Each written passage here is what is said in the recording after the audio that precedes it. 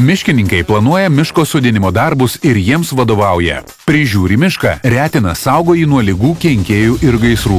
Miškininkai planuoja medžių kirtimą, nustato, kokiais būdais medžius atrinkti ir matuoti. Rūpinasi, kaip bus kertama, sandėliuojama ir realizuojama mediena. Miškininkai dirba urėdijose, girininkijoje, medelynuose.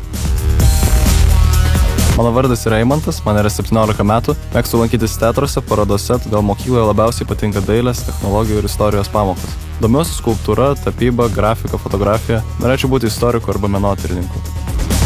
Aš esu Ieva, man 18 metų. Domiuosi gamtos mokslais, labiausiai patinka biologija. Baigusi mokyklą norėčiau būti mokslininkė ir sukurti vaistus nuo nepagydomų ligų. Laisvalaikiu mokausi groti pianinu. Esu Ignotas, man 16 metų. Patinka studijuoti kalbas.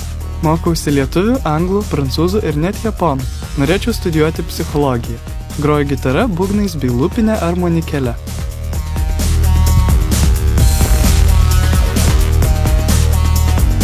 Valdas Liegus, profesija miškininkas. Vilniaus miškų urėdijos Verkių girininkijos girininkas. Baigė tuometinį miškų technikumą ir Vilniaus universitetą. Darbo stažas 40 metų. Yra 42 urėdijos Lietuvoje. Kiekviena urėdija vidutiniškai gal turi apie 10 girininkijų. Girininkija tai maždaug kokie 3000 hektarų valstybinio miško. Aplinkui yra dar privatus dabar miškai.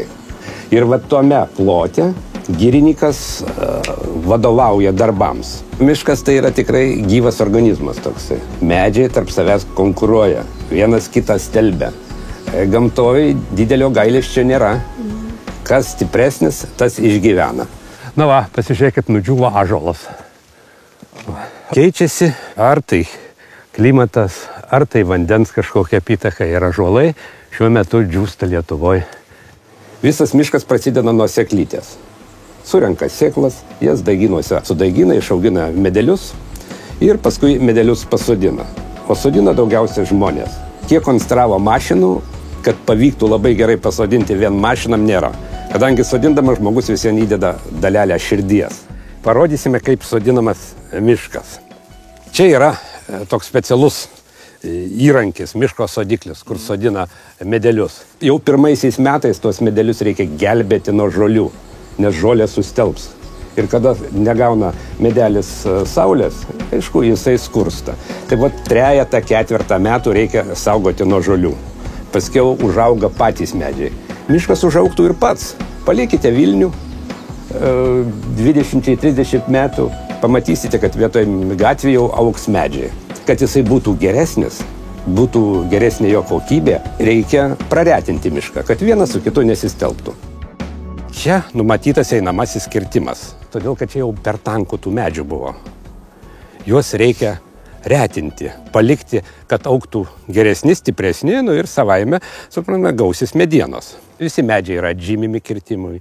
O sausuolis, jeigu atkreipė dėmesio, nepažymėtas, mes jį stengsimės palikti, kad tai būtų biologinė įvairovė, kad turėtų vabaliukai, kur įlysti naudingi. Mes nepaliekame, pavyzdžiui, rugių kitiems metams. Taip ir į mišką reikia žiūrėti. Jeigu jisai subrendo, jisai jau turi būti panaudojamas. Kai jisai pasiekia jau brandos amžių, o medžių rūšims jis yra įvairus, tada ateina laikas ir tą medį nukirsti. Pavyzdžiui, girininkijos veikla.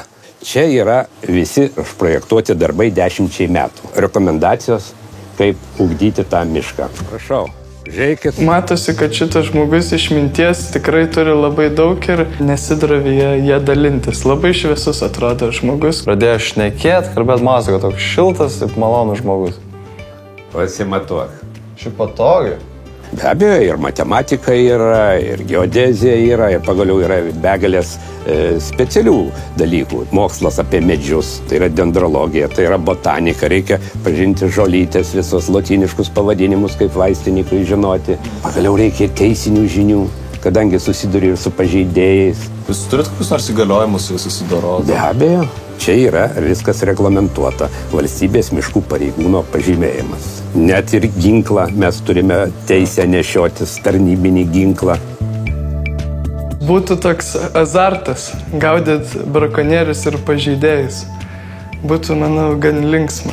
Tai gal šiek tiek vyriška specialybė ir profesija, nes reikia daugiau Gal fizinės jėgos? Moterims tiesiog jom būtų sunkiau būti miške, bet čia grynai mano asmeninė nuomonė.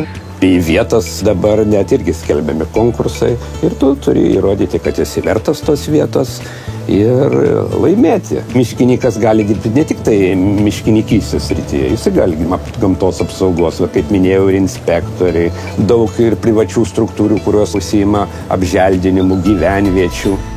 Briedis ateina, jisai, o taip, užkabina va tą žievę, patraukia ir čia įsiveisia puvinys.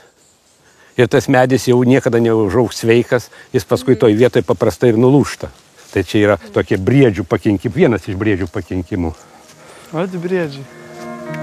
Pats darbas tai neapsiriboja darbo valandomis, kad nuo 9 iki 6 būna ir šeštadienis, ir sekmadienis, kartais yra praleidžiamas darbe arba miške.